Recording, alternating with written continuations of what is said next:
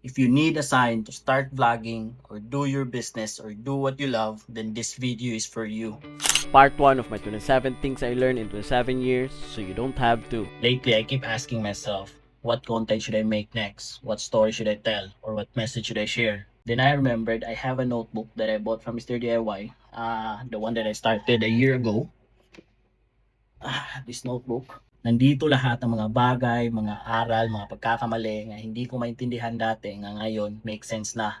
I wrote about the lesson I learned from existing, from simply living in this world. Then one line hit me hard, one line of what Marcos Aurelio said. I'll show you. Hindi kita.